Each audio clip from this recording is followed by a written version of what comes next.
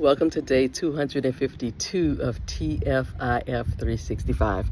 And today I want to talk to you about something that I haven't talked about for a very long time, since ending the hashtag Cause a Scene community and initiative.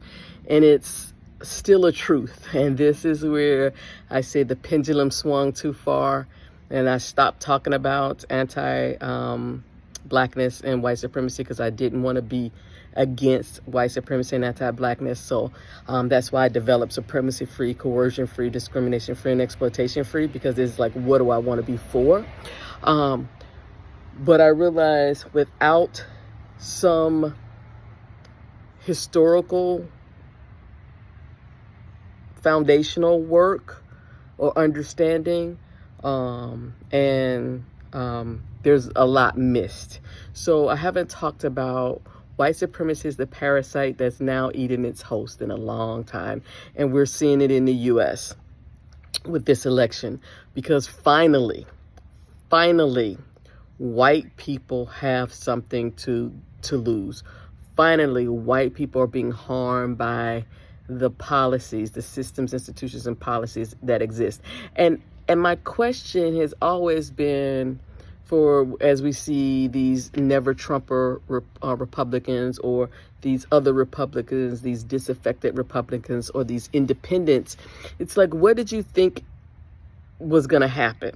See, this is what happens when folks don't think of like long-term strategies, when everything is about instant gratification, when you don't think of systems, when you think of in silos, because everything is a part of a system. And when you do something over here, it's going to impact something over there.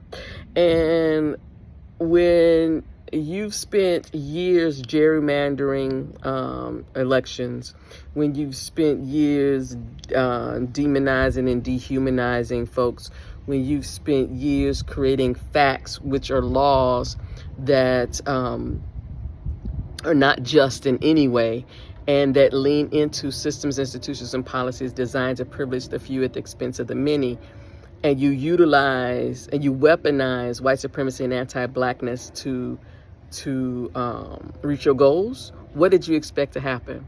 The parasite of white supremacy is finally eating its host.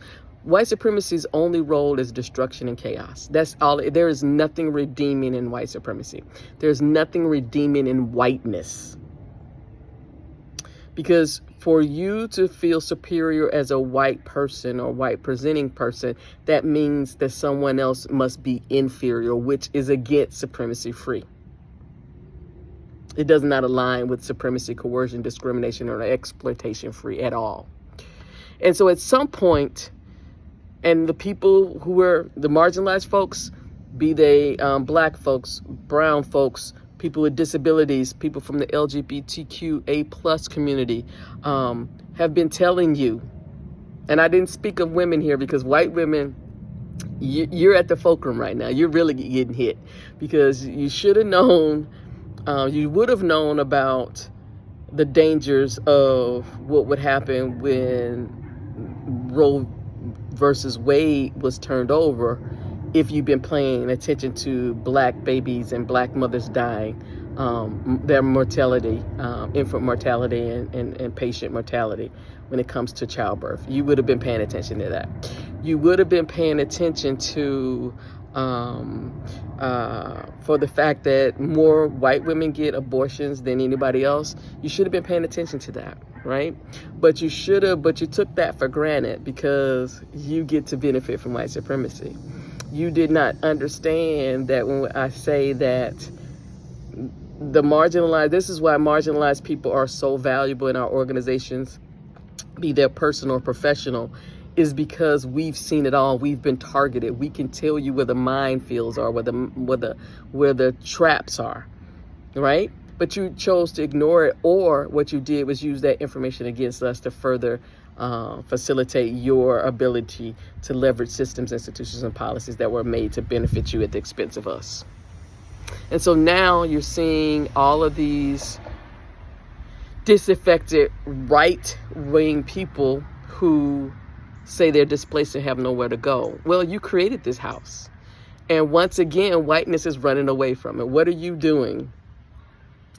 to address and affirm and support the coalition of the wounded that is having to come together to take care of the work that you did.